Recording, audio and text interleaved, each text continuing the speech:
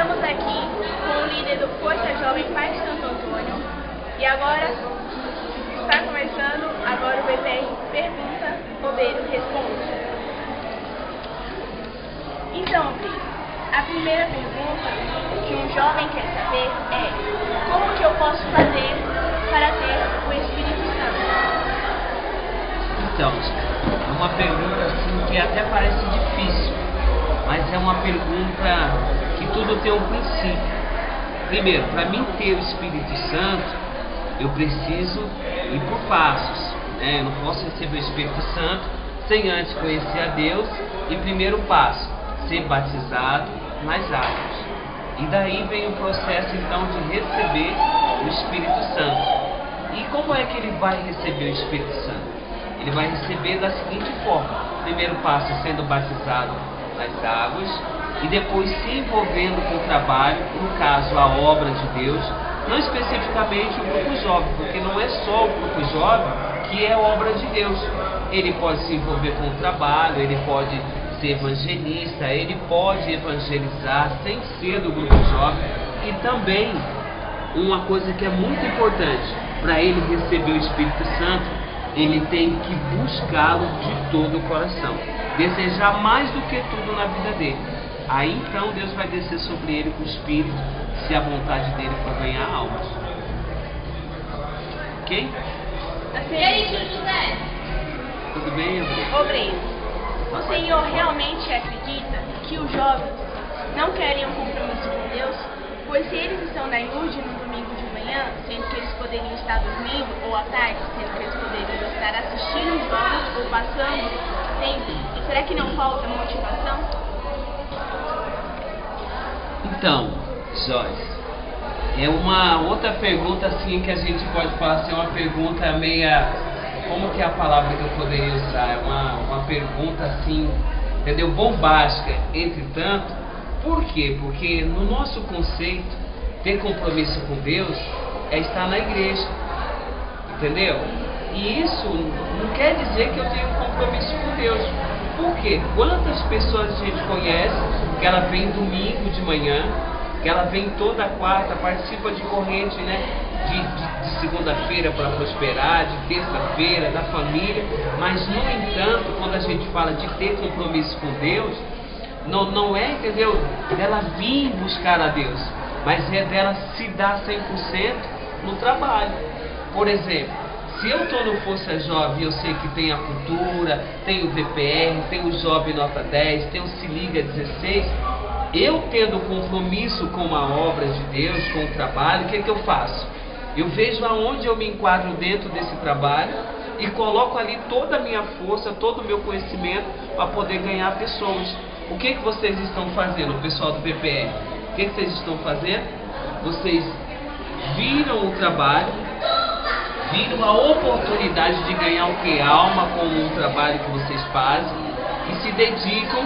De que forma? Não só vindo domingo que vocês vêm, não só vindo na reunião do Espírito Santo na quarta e no domingo, mas vocês dedicam horas de sono pensando de que maneira atrair o jovem para o Força Jovem. Isso é ter compromisso com Deus. Você também poderia ficar na sua casa assistindo o jogo. Você não é proibida de assistir. E mesmo assim tendo compromisso com Deus. Você entendeu a diferença? Não é dele vir na igreja, mas é dele estar 100% dentro do trabalho. Então o segredo é ele estar 100% dentro do trabalho. Exatamente. A motivação vem da onde? Da onde que vem a motivação pra gente que faz a obra de Deus? Da onde que vem a sua motivação? Da onde vem a motivação do pessoal do VPR? Da onde que vem? Vem da obra de Deus. Porque quando você vê alguém falando assim, poxa, foi legal o trabalho que vocês fizeram isso, fizeram aquilo, isso motiva a gente a criar outra coisa melhor para que eles possam, então, ver aquilo, entendeu? E aquilo fazer parte da vida deles, entendeu? Isso que é a motivação. E a terceira pergunta é: Obreiro, estou gostando de um jovem de Força Jovem. Devo conversar sobre o assunto com ele? Devo orar? E como controlar meus sentimentos? Essa é bacana, hein?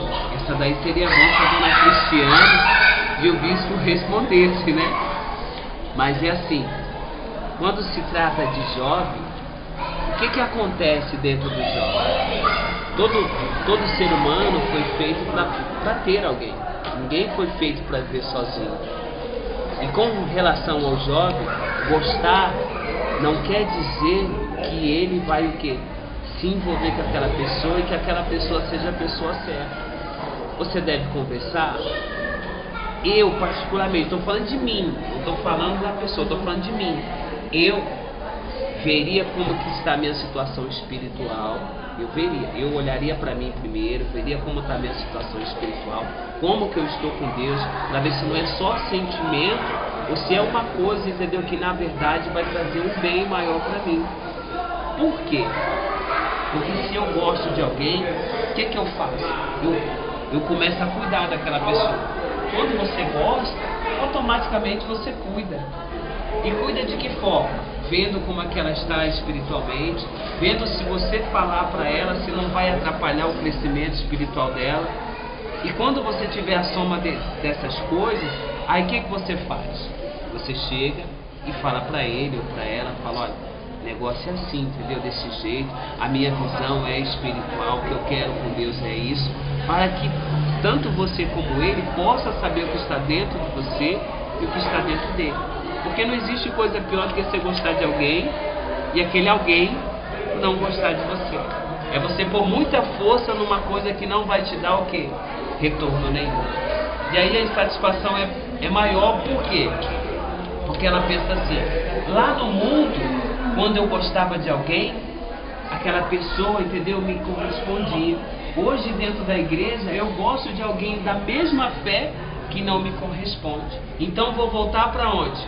Para o mundo, aonde as pessoas, entendeu?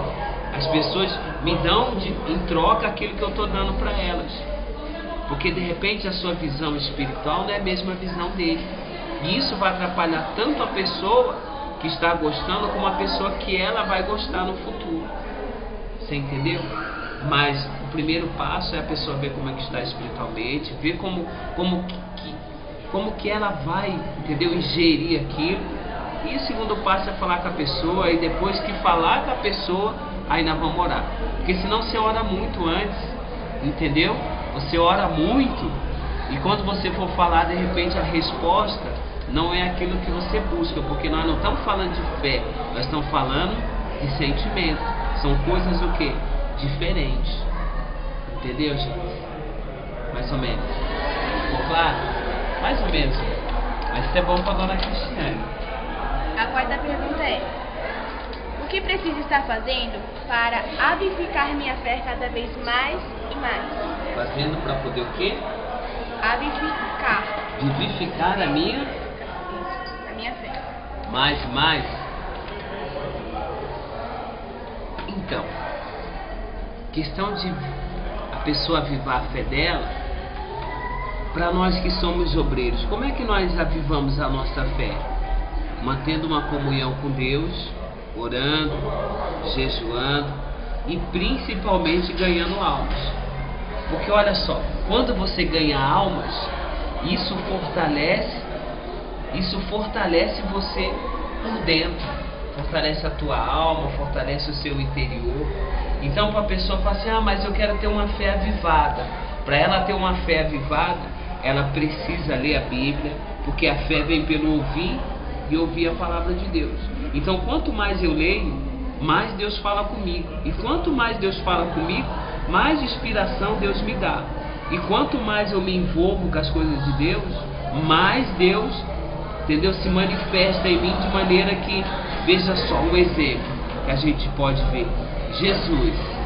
Por que Jesus tinha uma fé que curava os enfermos, os leprosos, os cegos, ressuscitava os mortos? Por quê? Porque ele estava sempre em comunhão com Deus, vivendo a palavra de quem? De Deus. Porque a fé vem pelo ouvir a palavra de Deus. É coisa simples, poxa.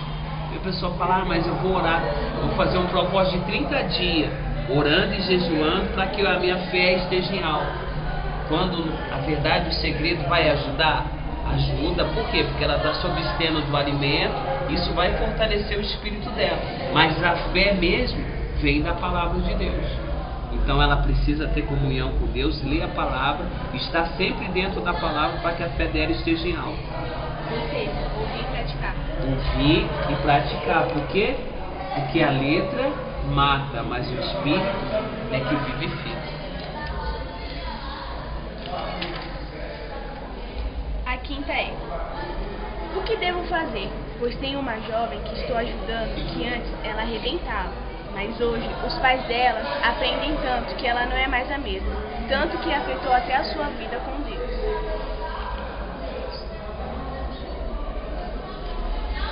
Então, aí é um caso bem complicado.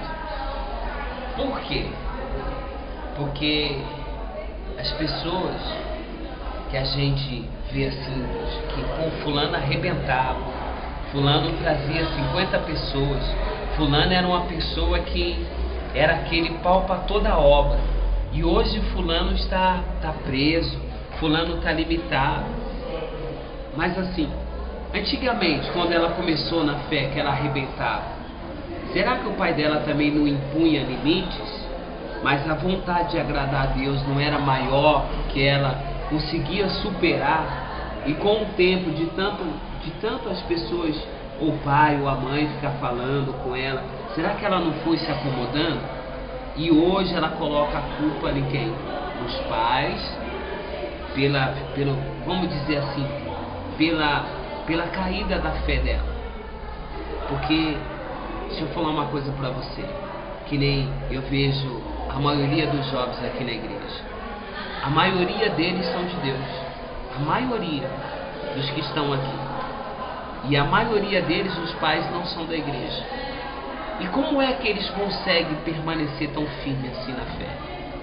Porque eles têm um limite para ficar em casa e não tem limite para se darem para quem? Para Deus. Então no momento que essa pessoa, no caso, que ela fala assim, não, o que eu quero é agradar a Deus, é me pôr à disposição de Deus, é trabalhar para a obra de Deus, Deus vai criar um meio de que os pais possam o quê? Dar condições dela fazer a obra de Deus. Porque o próprio Deus falou que não pode amarrar a boca do boi enquanto debulha.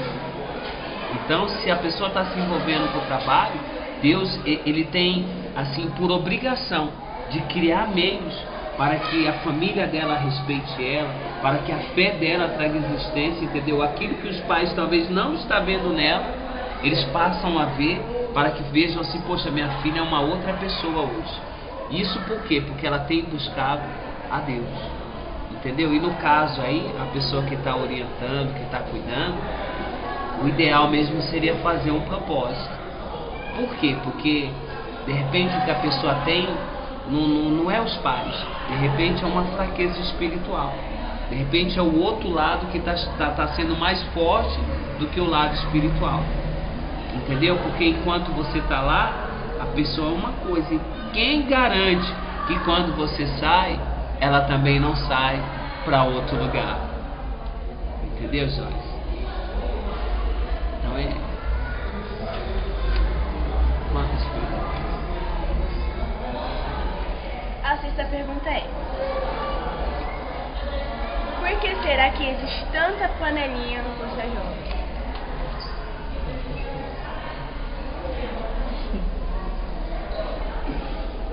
Pra falar a verdade, eu não queria nem responder, porque a gente que fica dentro do trabalho, a gente vê que isso atrapalha muito. Porque, olha só, eu sou formador de opinião. Cada pessoa que cuida de um jovem, ela é formadora de opinião. E cada vez que você cria um grupo à parte para você, você divide o trabalho. E você dividindo o trabalho, não se torna um grupo forte. Por quê? Porque o grupo é dividido em vários grupos. Então, assim, eu particularmente, eu falo como responsável aqui da igreja do Parque. Se eu pudesse, eu Eu tirava todo mundo. Eu tirava por quê? Porque eu sei que aquilo vai atrapalhar o trabalho amanhã. E por que essas coisas existem? Por que esses capetas existem? Por que eles existem? Eles existem simplesmente porque nós não vigiamos e não vigiamos. É porque a gente tem o conceito de achar que a pessoa vai mudar, que você vai dar uma palavra, você vai dar um conselho e a pessoa vai mudar. É porque quando o diabo cai, ele não cai sozinho, ele sempre quer levar alguém, entendeu? Então as pessoas que estão envolvidas nas panelinhas, geralmente ou elas estão fracas espiritualmente, ou então elas estão sendo induzidas pelo mal. E como é que a gente acaba com isso? A gente só acaba de uma forma: orando, jejuando, fazendo propósito e tentando conscientizar as pessoas de que o trabalho tem uma direção. Eu não posso dar outra direção a não ser a direção que eles dão para mim. Entendeu? É um assunto polêmico. Por quê? Porque quando se fala de panelinha, dá-se a entender que é um grupinho dentro de um grupo muito grande. E esse grupinho pequenininho dentro desse grupo muito grande é como tem um ditado popular, né? Uma laranja podre apodrece toda a caixa. A gente ainda não descobriu o meio, né, de terminar com a panelinha, mas elas acabam. Você pode ter certeza que um dia elas acabam. Mas você acha que tem muita panelinha? Você acha que tem muita, Joyce? Acho. Você acha que tem mais panelinha com as meninas ou com os meninos? Inclusive, assim, a pergunta é para fazer sem você se identificar, mas inclusive fui eu que fiz essa pergunta. Entendeu? Porque eu acho que existe muita panelinha aqui. Mas entre as meninas ou entre os